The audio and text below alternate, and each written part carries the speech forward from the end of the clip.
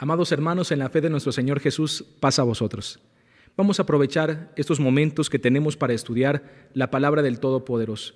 Para ello, hermanos, quiero compartir con ustedes una breve historia que se encuentra en el primer libro de los Reyes, en el capítulo 21. Primer libro de Reyes, en el capítulo 21. Desde el versículo 1 voy a leerles una historia. Dice así: Primer libro de Reyes 21, del 1 en adelante. Pasados estos negocios, aconteció que Nabot de Jezreel tenía en Jezreel una viña junto al palacio de Acab, rey de Samaria. Y Acab habló a Nabot diciendo: Dame tu viña para un huerto de legumbres, porque está cercana, junto a mi casa, y yo te daré por ella otra viña mejor que esta, o si mejor te pareciere, te pagaré su valor en dinero. Y Nabot respondió a Acab: Guárdame Jehová, de que yo te dé a ti la heredad de mis padres. Y vínose Acab a su casa, triste y enojado, por la palabra que Nabot de Jezreel le había respondido diciendo: No te daré la heredad de mis padres. Y acostóse en su cama, y volvió su rostro, y no comió pan. Y vino a él su mujer Jezabel, y díjole: ¿Por qué está tan triste tu espíritu, y no comes pan? Y él respondiendo: Porque hablé con Nabot de Jezreel, y díjele que me diera su viña por dinero, o que, si más quería, le daría otra viña por ella. Y él respondió: Yo no te daré mi viña. Y su mujer Jezabel le dijo: ¿Eres tú ahora rey sobre Israel? Levántate y come pan y alégrate. Yo te daré la viña de Nabot de Jezreel. Hasta ahí voy a detener la lectura por unos momentos, hermanos, porque nos damos cuenta de esta historia que en algún momento hemos escuchado, la viña de Nabot. Cuando hablamos acerca de esto, nos estamos ubicando en el tiempo de el rey Acab. Acab era rey de Israel, rey del norte de Israel. Y dice la Escritura que existía un hombre que se llamaba Nabot y tenía una viña prácticamente cerca de donde estaba Acab, que era el rey.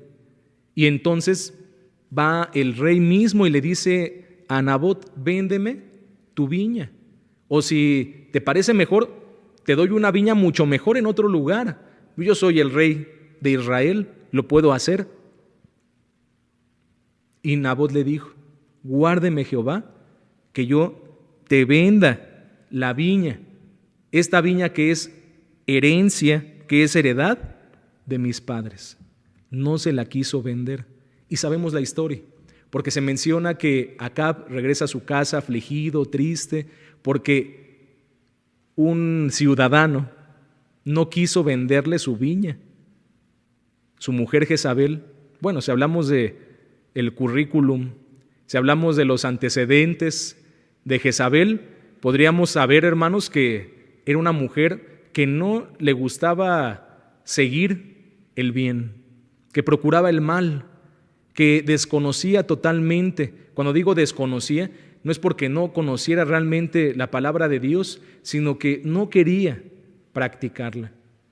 Y ese mismo pensamiento lo vertía en su marido, que era el rey de Israel, y por esa situación Acab fue de los peores reyes que tuvo Israel, malos. No quiso cumplir fielmente la palabra de Dios. Y menciona la Escritura que entonces regresa Acab en esa condición de tristeza, de aflicción, ya no quería ni comer. Y su mujer le dice: Jezabel, ¿por qué estás triste? ¿Por qué está así tu espíritu? Ya le cuenta a Acab: fui con Nabot, le dije que me la vendiera, su viña, no quiso, le ofrecí una mejor, no quiso. Jezabel le dice: no te preocupes, levántate, alégrate, yo te la voy a conseguir. Y hermanos, sabemos el plan que ideó Jezabel. Dice en el versículo 8: Entonces ella escribió cartas en nombre de Acab y sellólas con su anillo, y enviólas a los ancianos y a los principales que moraban en su ciudad con Nabot.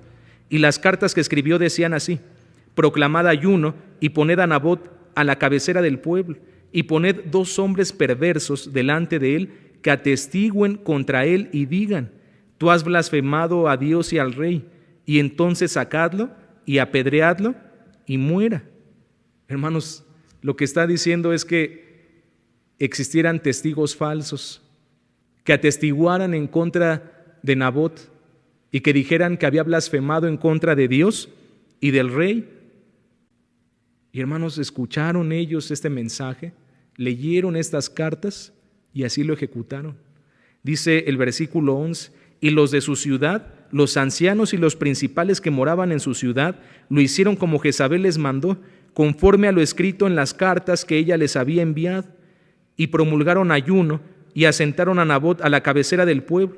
Vinieron entonces 2 hombres perversos y sentáronse delante de él, y aquellos hombres de Belial atestiguaron contra Nabot delante del pueblo diciendo: Nabot ha blasfemado a Dios y al rey. Y sacáronlo fuera de la ciudad y apedreáronlo con piedras y murió. Bueno, lógicamente dentro de la ley de Dios se encuentra que aquel que blasfeme a Dios o al rey eran acreedores a la muerte. Y es lo que hicieron. Lógicamente atestiguaron con falsedad estas 2 personas, estos testigos falsos. Es uno de los mandamientos de Dios. Por eso decía que Jezabel desconocía la ley de Dios. No porque no la conociera, lo repito, sino porque no le importaba. Conociendo ella que uno de los mandamientos de Dios, de los 10 importantes, es: no dirás contra tu prójimo falso testimonio. Ella provoca que exista esto, es más, idea ese plan para que existan testigos falsos y hablen en contra de Nabot. Y lo sacaron, y lo apedrearon, y murió. Dice el versículo 14, después enviaron a decir a Jezabel: Nabot ha sido apedreado y muerto. Y como Jezabel oyó que Nabot había sido apedreado y muerto, dijo a Acab: levántate y posee la viña de Nabot de Jezreel, que no te la quiso dar por dinero, porque Nabot no vive, sino que es muerto. Y oyendo Acab que Nabot era muerto, levantóse para descender a la viña de Nabot de Jezreel para tomar posesión de ella. Hermanos, la historia continúa. De hecho, hay una reprensión de Dios a Acab por medio del profeta Elías por esta situación que realiza. Porque claro que Acab se dio cuenta que Jezabel estaba detrás de todo esto. Qué casualidad que Jezabel le dijo: no te preocupes, yo te la consigo. Y llega unos días después diciéndole: Nabot está muerto, así que levántate y posee la viña de Nabot. Tiene una repercusión negativa para la vida de Acab y de Jezabel, lógicamente. Pero bueno, tomo esta historia para que nos demos cuenta de la importancia de lo que nosotros llamamos una heredad, y más en el pueblo de Israel. Fíjense cómo es que Nabot, cuando llega el mismísimo rey de Israel y le pide que le venda la heredad que él tenía, él le dijo no. Fíjense en el versículo, estamos hablando del capítulo 21, voy a leerles el versículo 4, desde el 3. Y Nabot respondió a Acab: guárdeme Jehová de que yo te dé a ti la heredad de mis padres. Y vínose Acab a su casa triste y enojado por la palabra que Nabot de Jezreel le había respondido, diciendo: no te daré la heredad de mis padres. Vean qué importante es esto, porque aunque el rey le estaba ofreciendo inclusive un lugar mucho mejor, pero Nabot dijo: no lo voy a hacer, y guárdeme Dios de hacer esto, porque es la heredad de mis padres. ¿Dónde encontramos un mandamiento con respecto a esto? Dice el libro de los Números, en el capítulo 36, Números 36, en el versículo 7 al 9. Lo leo. Para que la heredad de los hijos de Israel no sea traspasada de tribu en tribu, porque cada uno de los hijos de Israel se allegará a la heredad de la tribu de sus padres, y cualquiera hija que poseyere heredad de las tribus de los hijos de Israel, con alguno de la familia de la tribu de su padre se casará, para que los hijos de Israel posean cada uno la heredad de sus padres, y no ande la heredad rodando de una tribu a otra, mas cada una de las tribus de los hijos de Israel se llegue a su heredad. Esta heredad, ¿dónde la consiguen? ¿Quién se las da? Dios. Precisamente la tierra prometida es la herencia que Dios había dejado para su pueblo. Y cuando salieron de Egipto, ¿a dónde se dirigían?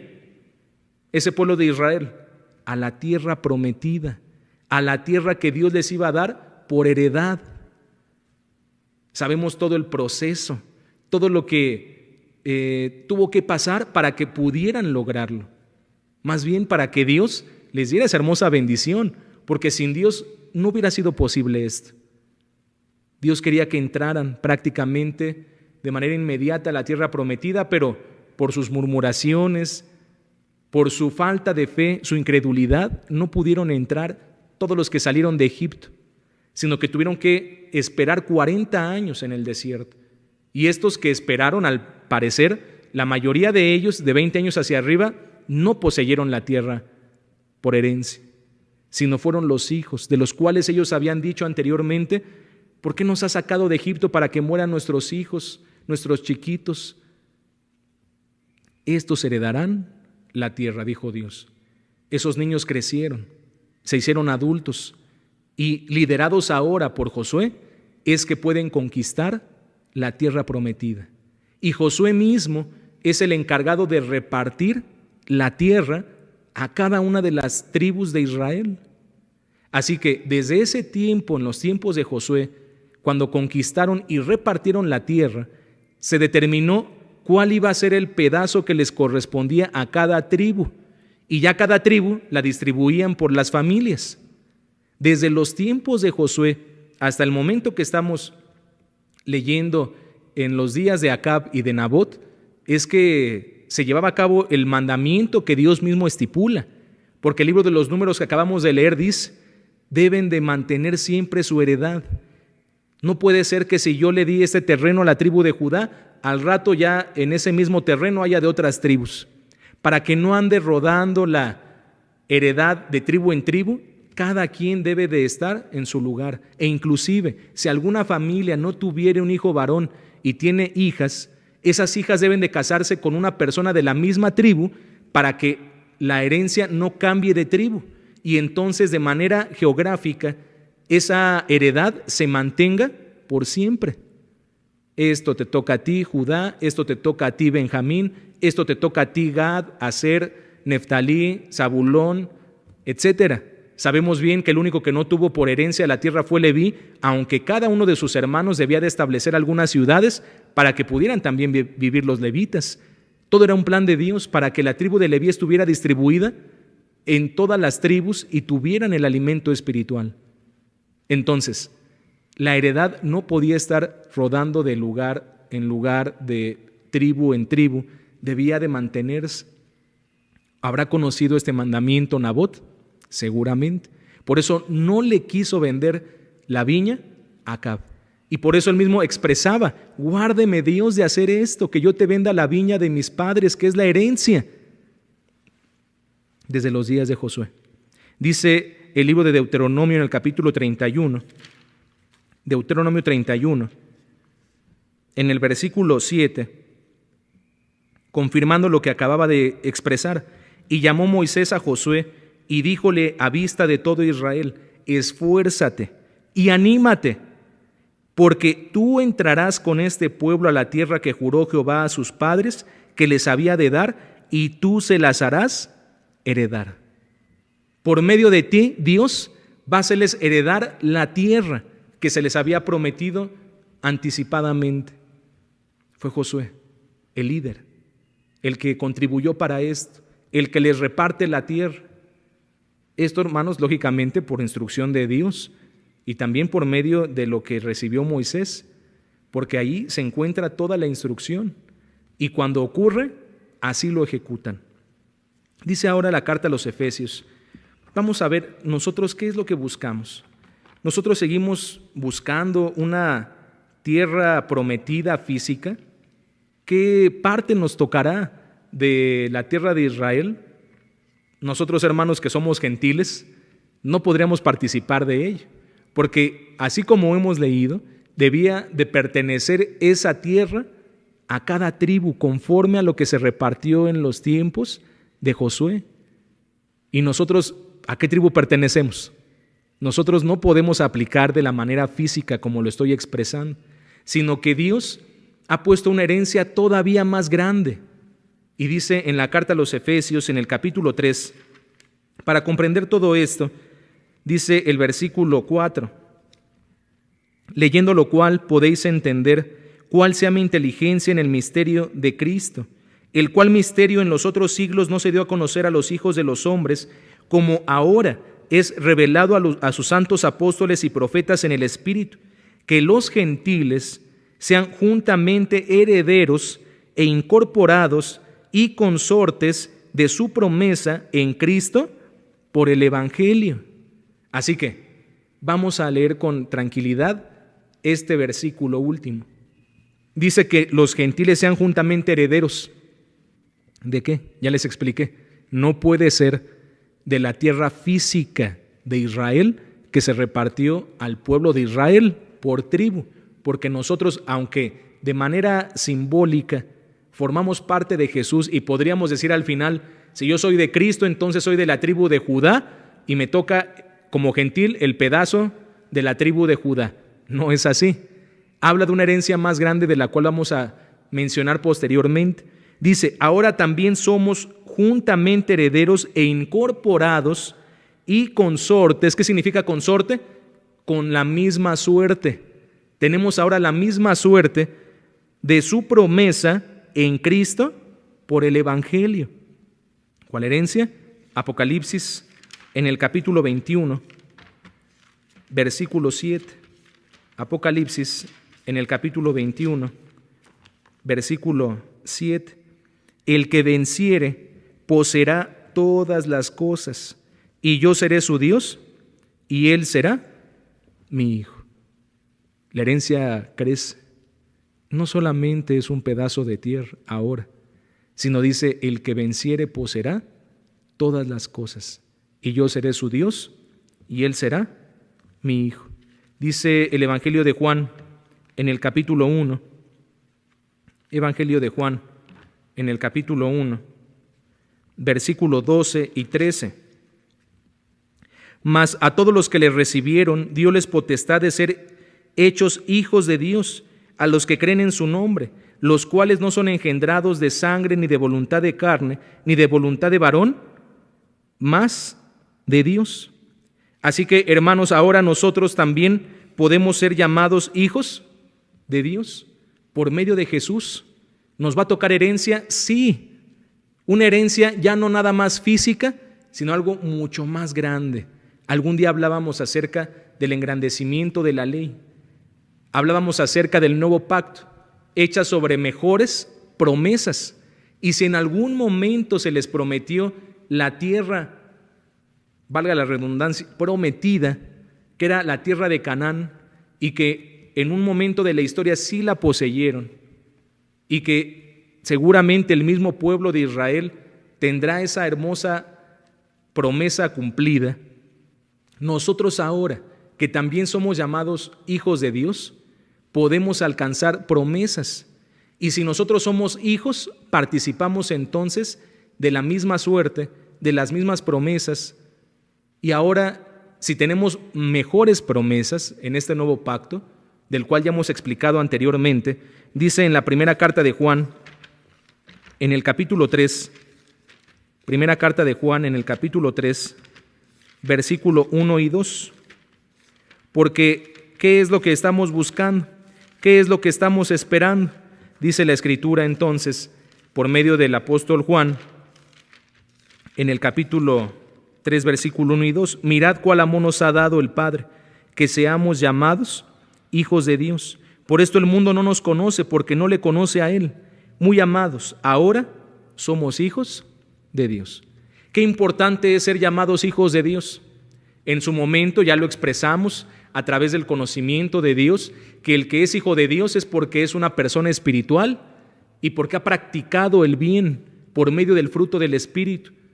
Pero si nosotros somos hijos de Dios, también nos van a tocar promesas y también vamos a heredar algo muy importante que Dios ha puesto para nosotros que somos llamados sus hijos. Primera carta a los Corintios. Parte fundamental de todo esto se encuentra en esta lectura, en el capítulo 9. Primera carta a los Corintios, en el capítulo 9, dice el versículo 24 en adelante. ¿No sabéis que los que corren en el estadio, Todos a la verdad corren, mas uno lleva el premio. Corred de tal manera que lo obtengáis.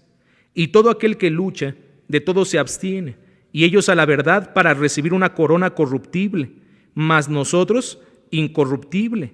Así que yo de esta manera corro, no como a cosa incierta, de esta manera peleo, no como quien hiere el aire. Antes hiero mi cuerpo y lo pongo en servidumbre, no sea que, habiendo predicado a otros, yo mismo venga a ser reprobado. Hermanos, ¿buscamos una herencia? Sí. Una herencia muy grande. Una herencia, una promesa, un premio que no es corruptible, sino es incorruptible. Y pone un ejemplo, o más bien dos ejemplos el apóstol Pablo en esta lectura, porque aquí dice de dos formas. La primera es que es como si estuviéramos nosotros en el estadio, y cuando alguien está en el estadio y le toca una carrera, solamente uno se lleva el premio, solamente uno es el ganador, y entonces tienes que prepararte. Hablando de un atleta de alto desempeño, debe de buscar una preparación estricta.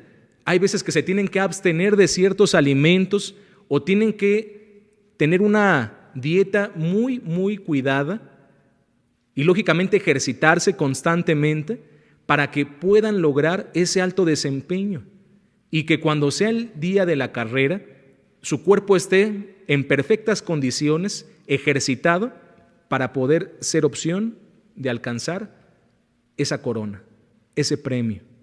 Si nosotros que no hemos realizado ninguno de esa preparación, quisiéramos competir contra alguien que sí ha tenido todo ese esmero, esa dedicación en una carrera de unos 200 metros, ¿quién será el ganador? Yo, porque Señor, voy a hacer oración y quiero ganarle a este atleta de alto desempeño, ¿con eso es suficiente? No, hermanos, seguramente nos ganará y por mucho aquella persona, si no es que me quedo en el camino, porque tienes que esmerarte, todo conlleva una preparación. Y estamos hablando de la parte física, de la parte mundana. Dice, hay coronas corruptibles, físicas, una medalla que te pueden dar, pero eso es por lo que lucha la gente actualmente. Nosotros luchamos por una herencia incorruptible. ¿A qué aspiramos? A una vida, a la vida eterna, a un reino, el reino de Dios. Cuando hablamos acerca de la palabra herencia, aunque yo lo estoy dando por hecho, pero es importante que les lea. Herencia, el significado es conjunto de bienes, derechos y obligaciones que, al morir alguien, son transmisibles a sus herederos o a sus legatarios. También significa conjunto de caracteres que los seres vivos reciben de sus progenitores. Herencia. Pueden ser varias situaciones, porque cuando hablamos acerca de una herencia, bienes, derechos y obligaciones. ¿Queremos ser herederos de esto? Entonces tienes que participar de todo. No nada más decir, esto me corresponde. Bueno, sí. ¿Quieres ser heredero? ¿Qué te toca hacer a ti? ¿Quieres ser parte de esta herencia? ¿Qué tienes que hacer tú? Luchar. El pueblo de Israel luchó por la tierra prometida. Ahora nosotros tenemos que luchar por la vida eterna. Y por eso los dos ejemplos que pone aquí, una es, corre de tal manera que lo obtengas. Y el otro, aquel que pelea, si pelea contra el aire, ¿cuándo va a ganar? ¿O a quién le va a ganar? A nadie. No, yo de esta manera peleo, no como quien hiere al aire. Sé contra quién estoy combatiendo. Y nuestra lucha ahora no es carnal. Nuestra lucha ahora no es física, sino es espiritual. Contra nosotros mismos muchas de las veces. La lucha es espiritual, contra las obras de la carne. Y tenemos que luchar con la armadura que Dios nos da, con su palabra, con la justicia, con la misericordia, con el fruto del Espíritu. Tenemos que luchar para alcanzar esa corona incorruptible. Ahora nuestra herencia es mucho más grande. La vida eterna es lo que podemos alcanzar. Y si en su momento Nabot, cuando se le ofrece el obtener un recurso que seguramente es temporal por la herencia que venía desde sus padres, siendo algo físico, él dijo, guárdeme Jehová de que no te venda esta herencia. Ahora nosotros que tenemos opción para una herencia mucho más grande, guárdenos nuestro Dios de no vender esta herencia o de dársela a alguien más. No nos vaya a pasar como Esaú, que por un plato de lentejas vendió su herencia, vendió su primogenitura, lo que le correspondía a él. Nosotros debemos de estar conscientes de que lo que Dios nos puede otorgar es algo mucho más grande que eso. Y por eso tenemos que luchar todos los días, defendiendo lo que es nuestro y diciendo: yo soy hijo de Dios. ¿Qué es lo que me corresponde? Dice el apóstol Pablo a los filipenses: ¿qué es lo que nos corresponde? ¿Qué es lo que queda delante de nosotros? Bueno, primeramente el apóstol Pablo expresaba lo siguiente en su carta a los filipenses, en el capítulo 2.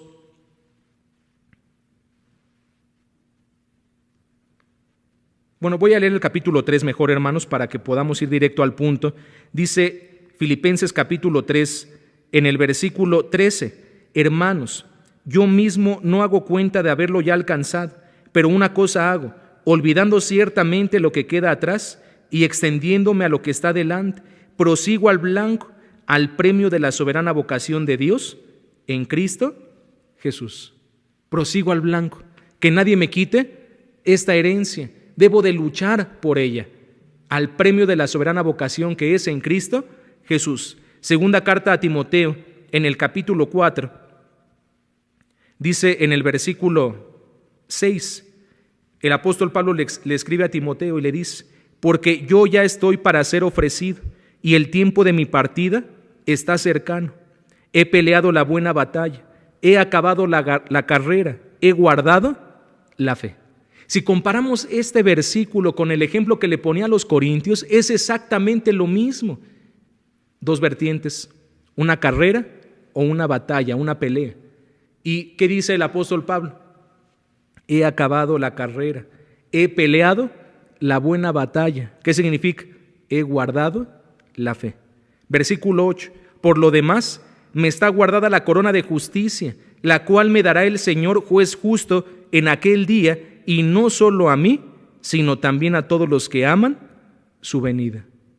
Así que el apóstol Pablo se esmeró desde que se dio cuenta qué es lo que podía obtener. Ya no estaba luchando por el pedazo de terreno que le tocaba, él siendo de la tribu de Benjamín.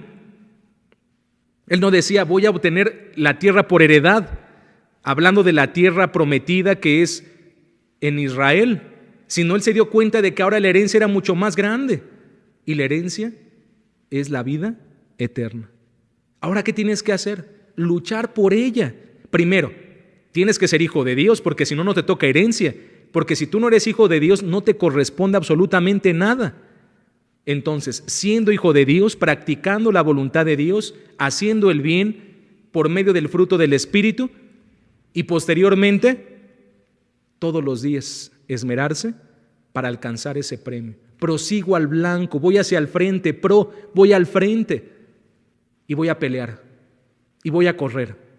Y llegó el momento en que faltaba poco para morir y él decía: yo ya estoy para ser ofrecido, pero ya acabé la carrera, ya peleé esta buena batalla, y ahora por lo demás me está guardada la corona incorruptible, la corona de justicia.